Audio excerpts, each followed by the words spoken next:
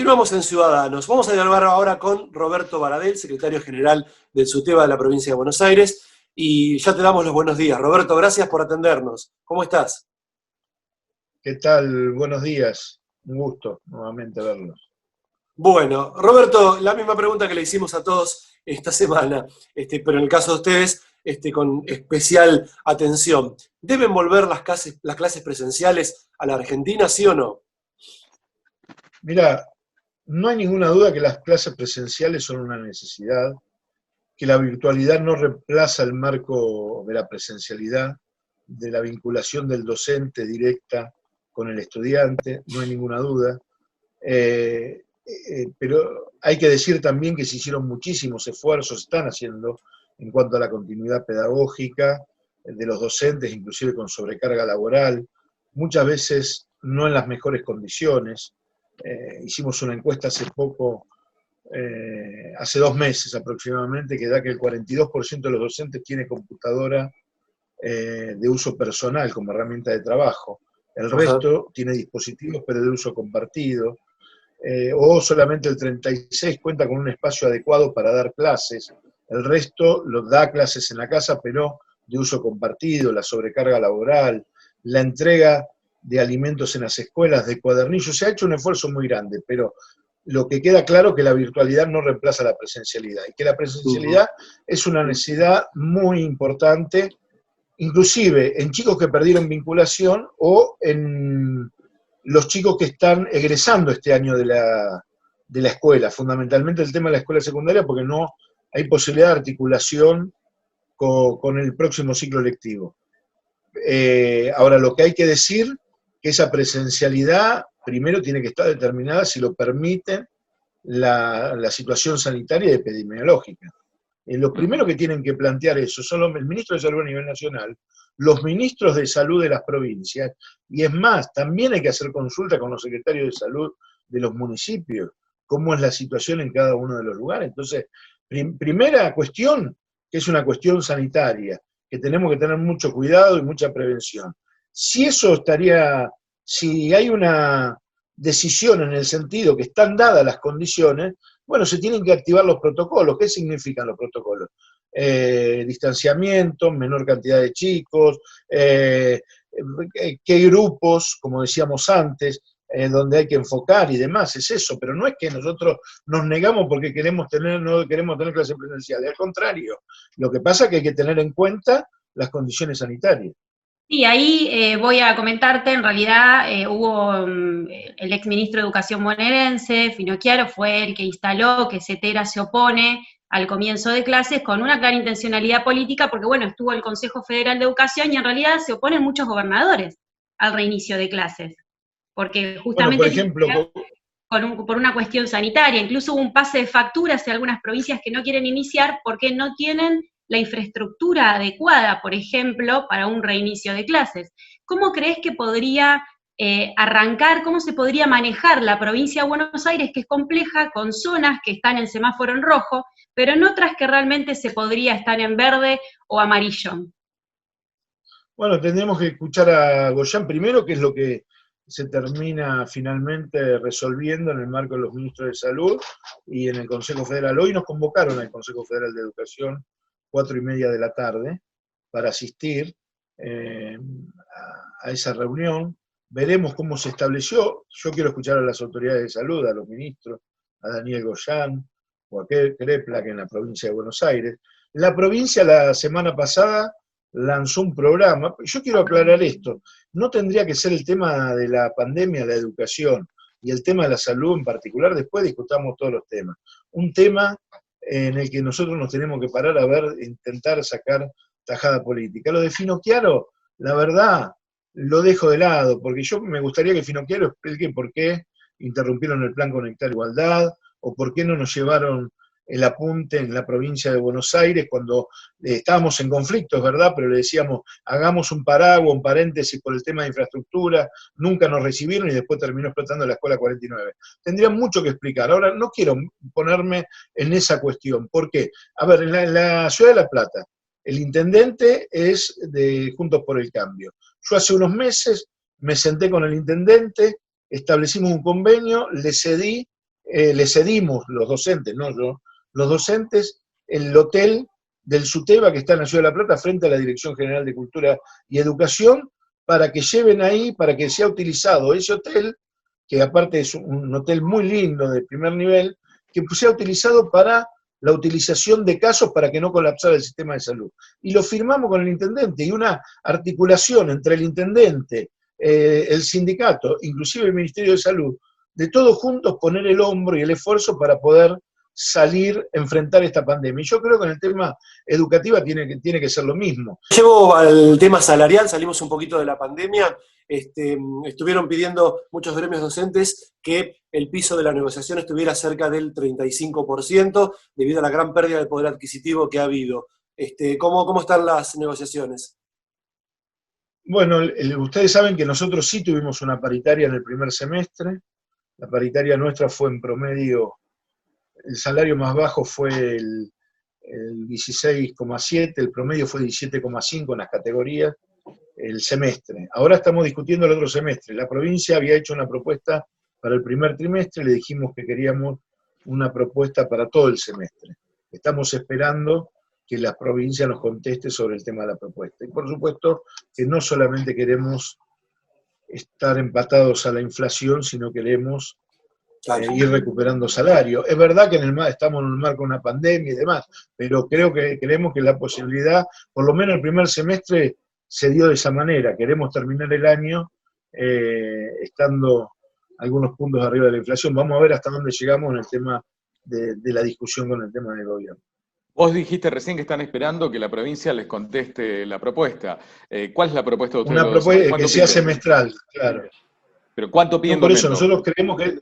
No, por eso nosotros planteamos que tiene que estar no solamente empatarla a la inflación, sino tendría que estar por sobre la inflación. Hoy se calcula la inflación 30-32%, según quién, tendría que estar por arriba un poco de eso. Bueno, la propuesta mensual, estamos discutiendo dos cosas. Primero, no estamos discutiendo números, porque nos tienen que contestar primero si la propuesta avanza en términos semestrales, como si van a hacer una propuesta semestral. Y si no es acorde... Los estatales, que no tuvieron, los estatales no tuvieron paritaria el primer semestre, sí un bono de 4.000 pesos, y ahora completan una parte del tema de la paritaria y se vuelven a sentar en diciembre. Nosotros nos gustaría poder cerrar el año con el tema de la paritaria y sentarnos en enero o los primeros días de febrero a discutir el año que viene. Pero bueno, veremos hasta dónde vamos con eso. Y si no los conforma la propuesta por parte de la provincia de Buenos Aires, ¿van a tomar alguna medida? ¿Van a ir al paro? A ver cómo por eso discutiremos cómo es el planteo. Si no estamos conformes no lo vamos a aceptar y discutiremos cuál es el tema de la estrategia. Te pregunto por tu evaluación acerca de cómo están gobernando el presidente Alberto Fernández y Axel Kicillof en la provincia de Buenos Aires, aún a pesar de esta excepcionalidad de la pandemia. ¿Cómo evalúas sus gobiernos? No, yo creo que, a ver, hay algunas cuestiones que hay que corregir, sin ninguna duda. Creo que a nivel nacional hay que apostar mucho al tema de la reactivación económica. Creo que tiene que haber, el otro día convocaron al Consejo Económico y Social, creo que faltan actores en esa convocatoria, no convocaron a la CTA Autónoma, creemos que hay que convocar a la CTA Autónoma, no convocaron a CEGERA, que es la Confederación General Económica de la República Argentina, creemos que hay que convocarla, a otras organizaciones de pequeños productores y pequeños empresarios que hay que convocarlo, hay que ampliar esa convocatoria y después discutir una serie de medidas que nos permitan reactivar la actividad económica. Yo creo que es fundamental. Ustedes fíjense la caída del empleo, muy importante, más de 4 millones de argentinos. Nosotros ahí estamos impulsando que hay un debate, que yo creo que hay que ser más racional, ¿no? Miren la reacción de la sociedad rural. El impuesto a las grandes fortunas. Por única vez, o sea, descontarle a un trabajador un 20, un 30, un 40% del salario, como estamos en el marco de crisis, vos escuchás los comentarios de muchos y dices, bueno, pero si no produce, ¿cómo le van a pagar los salarios? Está bien que le descuenten el 20%. Aquellos que tienen un patrimonio más de 200 millones de pesos, no estamos hablando del pequeño productor, del pequeño empresario, ni grabar la actividad económica. Aquellos que acumularon en ganancias personales un patrimonio de más de 200 millones de pesos, poner el 1,5% y hacen un escándalo, ni se dan cuenta, porque no les alcanza la vida para contar la plata que tienen. Entonces, tienen que hacer ese aporte. ¿Por qué? Para, en un marco extraordinario, dotar al Estado de recursos que puedan promover el tema del trabajo en las pequeñas y medianas empresas, los pequeños productores, incentivar el tema de reactivación económica. Nosotros le estamos reclamando al gobierno que vuelva al plan Conectar Igualdad.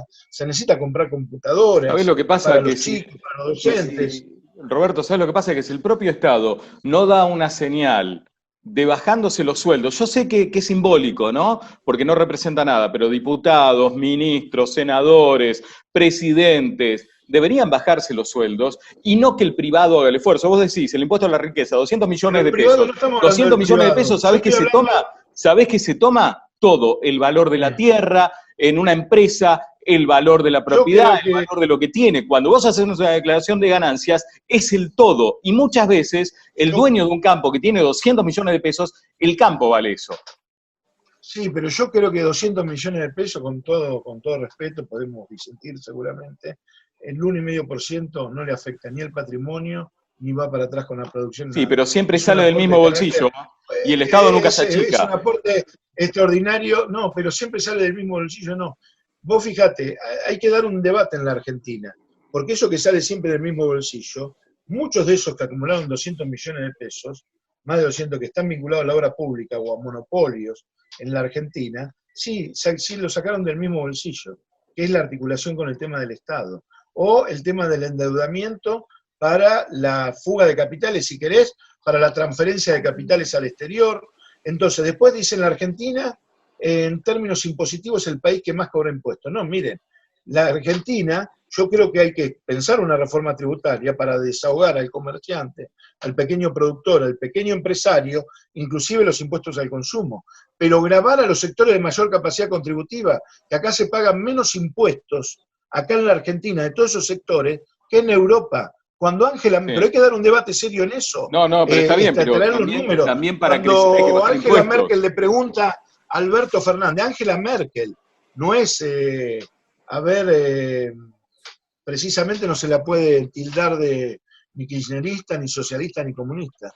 Le pregunta a Alberto Fernández, ¿por qué en la Argentina los ricos no quieren pagar impuestos? Y ahí está claro. Entonces, yo creo que hay que dar un debate serio. Lo que vos decís que sale del mismo bolsillo, en términos generales, puedo compartirlo para la clase media, para el pequeño y mediano productor, pero no aquellos que acumularon muchísima riqueza en este país, que la hicieron, aparte, prendidos los beneficios que le daban los gobiernos que llevaron adelante ese tipo de políticas. Roberto, ha sido muy gentil, realmente muy claro. Te mandamos un abrazo y muchas gracias. No, gracias a ustedes, un placer. Vamos a hablar ahora con el reconocido economista José Luis Espert para tratar de entender un poco esta Argentina que nos toca vivir. Espert, buenas tardes, gracias por atendernos. Hola, ¿qué tal? ¿Cómo les va? Muy buenas tardes. Le hago la primera. ¿Cómo se explica que hayamos pasado de una cierta euforia a partir de la renegociación con los bonistas, una baja abrupta del riesgo país, a este semi-estado casi de estar a las puertas de una nueva devaluación? ¿Cómo pasamos de una cosa a la otra? Bueno, porque Argentina vive teniendo veranitos que se transforman en otoños, que después se transforman en inviernos, así que yo diría de estos hemos tenido muchísimos en Argentina, muchísimos. Lamentablemente cuando viene el veranito la gente cree que siempre va a ser verano y en realidad no se da cuenta que en Argentina lamentablemente, dado que todo se hace mal, todo, siempre el verano le va a seguir el otoño y después del otoño el más crudo invierno. Así que lamentablemente tengo que decirte que esto no es poco común en Argentina, esto es lo común. Lamentablemente hemos normalizado esta anormalidad de que en materia económica también hay estaciones, así como lo hay desde el punto de vista del tiempo. Esper, desde el gobierno, especialmente en la Cámara de Diputados, tanto Máximo Kirchner como el titular, como Heller, están impulsando el impuesto a la riqueza. ¿Este impuesto qué consecuencias puede traer a nuestro país?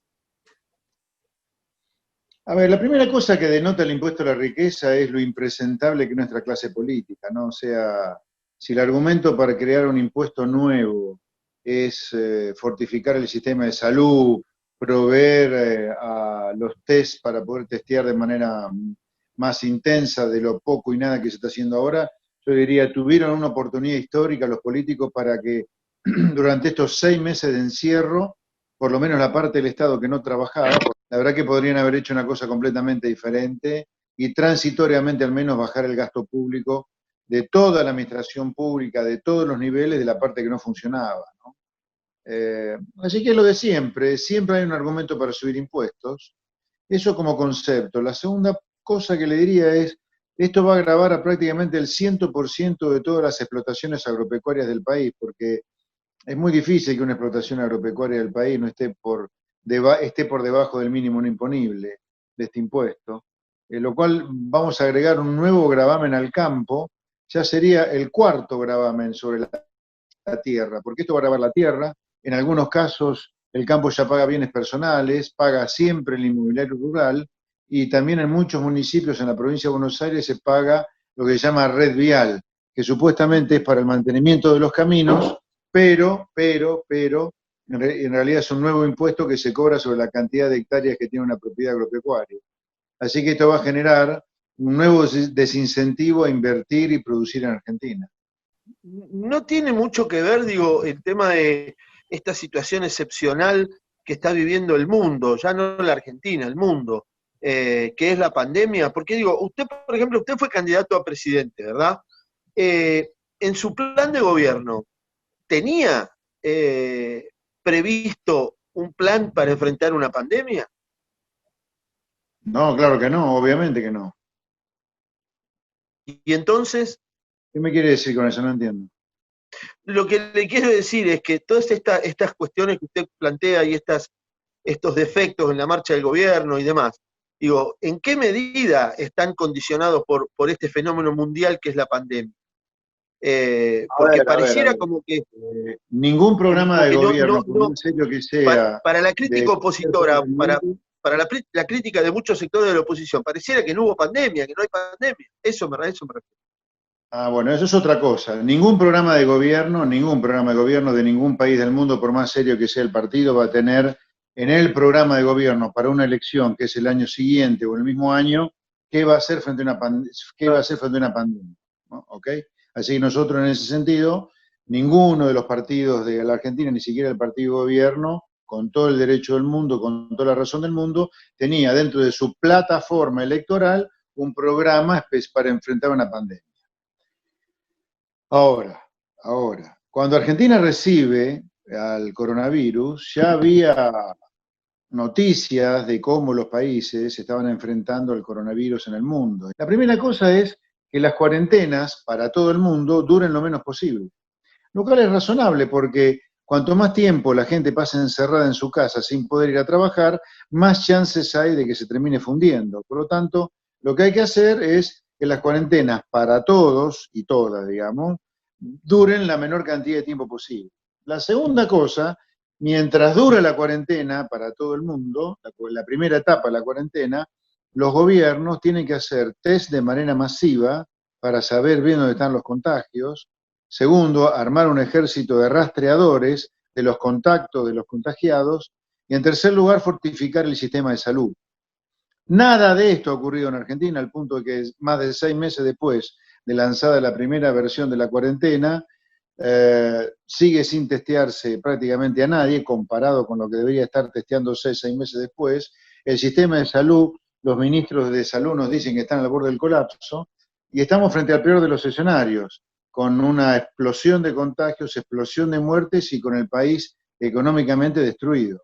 Así que la estrategia del gobierno sin duda que ha sido pésima, y ha sido pésima simplemente porque Argentina se la pasa de espaldas al mundo, sin mirar ni siquiera los ejemplos exitosos en cualquier tema que sea, en cualquier tema. Usted es muy crítico de este gobierno, fue muy crítico también del gobierno de Mauricio Macri, pero sin embargo, con su candidatura para las próximas elecciones legislativas, da la sensación de que termina jugando a favor del gobierno porque divide a la centroderecha en vez de hacer una alianza con Juntos por el Cambio para tratar de ganar las elecciones. ¿Cómo lo ve usted?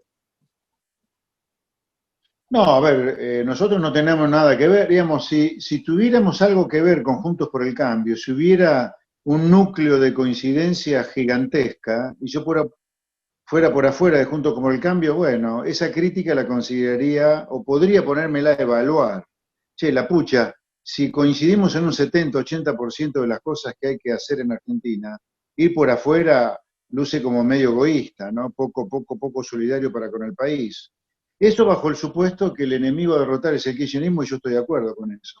Ahora, si uno se pone a mirar de manera desapasionada, fríamente y profesionalmente, las críticas mías hacia el gobierno de Cambiemos arrancan en plena campaña electoral 2015, continuaron en 2016, continuaron en 2017, continuaron en 2018, porque, digamos, yo siempre creí que lo que había que hacer era algo completamente diferente a lo que estaba haciendo Cambiemos. Así que me parece una observación, las que la hacen, una ridícula, porque la verdad que las coincidencias con Cambiemos son prácticamente nulas. Es más, yo creo que los dos son responsables de un sistema que destruye al país, todo lo contrario de lo que nosotros queremos hacer. Ahora, Esper, ¿usted cree realmente que el enemigo es el kirchnerismo o el enemigo es la destrucción de miles de fuentes de trabajo y los efectos devastadores de un endeudamiento que dejó a la Argentina realmente muy mal en el concierto del mundo? ¿Es realmente una cuestión política o esto tiene que ver con una acción quizá deliberada de un gobierno que se llevó puesto el país? No, a ver, yo cuando le contesté sobre el enemigo a derrotar ese kirchnerismo, yo estaba hablando en términos estrictamente electorales, pensando en la elección del año que viene. Ahora, si usted me lo pone en términos más conceptuales, más como una pregunta de fondo, más como un tema de largo plazo, yo creo que el enemigo es todo el sistema político argentino. Es Cambiemos y es también el kirchnerismo. Y me remito a las pruebas. Cambiemos nos llevó a una crisis que motivó la vuelta del kirchnerismo, que también nos está llevando a una crisis. Así que claramente ni el kirchnerismo ni Cambiemos son solución a los problemas que tenemos. Yo creo que son los dos muy sistémicos. El sistémico en el sentido de un sistema que destruye a la Argentina. Y repito, me remito a las pruebas, ¿no?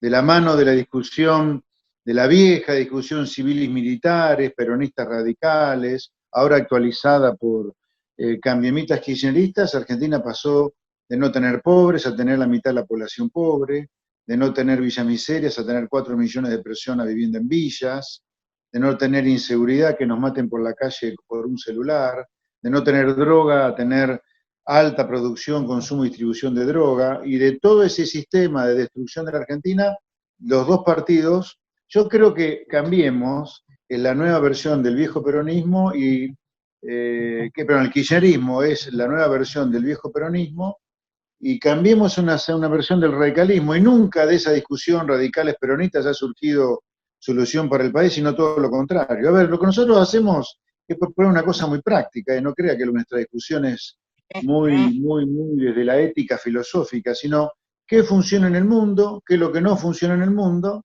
Nosotros vivimos haciendo a repetición continua algo que no funciona, sin embargo no paramos de repetirlo como el nuevo cepo. 3 millones de cepos cambiaron mucho antes, así que ¿cómo va a terminar este cepo? Mal, como todos los anteriores cepos. El mundo no hace cepos, el mundo no hace control de precios, al menos el mundo que prospera, ¿no? Y yo quiero un país próspero para Argentina. Yo creo que hay una esperanza para el país. Creo que se puede pensar que hay una luz al final del túnel, que no es una locomotora que viene de frente, pero hay que hacer otra cosa, hacer lo que hacen los países a los cuales les va bien.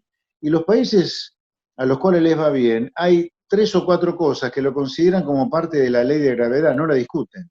Comerciar con el mundo, tener un Estado que cobre impuestos razonables y que gaste de manera responsable, y tener leyes laborales que promuevan la creación de empleo en blanco. Pero no como todo las nuestras, eso, que han precarizado a 6 millones de trabajadores que trabajan en negro. Pero todo eso parece que es mala palabra para este gobierno, porque sin embargo lo escuchamos a Guzmán hace unos días diciendo que no piensa bajar el gasto público. Argentina está cada vez más cerrado y más aislado del mundo y no genera ningún tipo de incentivos para que vengan a radicarse empresas. Exacto, este gobierno, como yo lo dije antes, es parte del problema de la decadencia y no de la solución, de la misma manera que es Cambiemos. No en vano ayer, por ejemplo, un conspicuo diputado de Cambiemos salió a defender a Heller de la decisión de gran parte de los productores agropecuarios de cerrar las cuentas en el Credicop.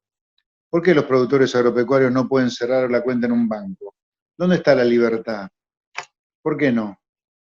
Cuando de la mano del impuesto a las grandes fortunas, en promedio el 100% de las explotaciones agropecuarias en Argentina van a ser grabadas por cuarta vez sobre su tierra. Cuarta vez. Este impuesto a las grandes fortunas, bienes personales, el inmobiliario rural, que es provincial, y la tasa de seguridad vial, la tasa de red vial, perdón, que es municipal. Yo creo que todos sabemos que detrás de las exigencias de algunos inversores, lo que se está buscando es una reforma laboral que retrotraiga los derechos de los trabajadores al año 1943. Entonces yo le pregunto a usted, ¿cuál cree usted que es el equilibrio justo para una nueva legislación laboral que aliente inversiones, pero que no lleve a la Argentina a los derechos de los trabajadores a más allá del siglo pasado?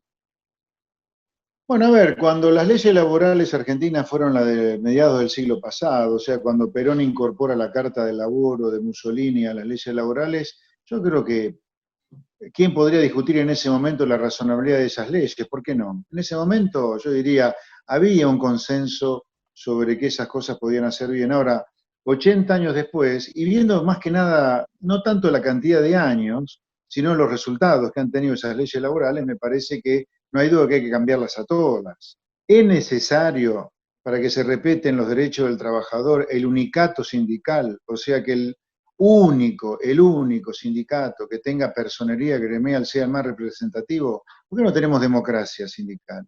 ¿Por qué nos gusta la vida en democracia en general y no nos gusta la democracia sindical? ¿Por qué eso está mal? Otra reforma para hacer.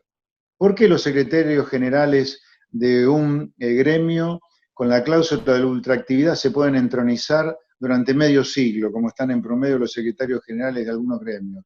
¿Por qué si el presidente de la Nación no es elegido por 4 años con derecho a reelección a uno, no ocurre lo mismo con los secretarios generales de los gremios? Estamos hablando de esas cosas, no estamos hablando de conculcar derechos a los trabajadores de ninguna manera.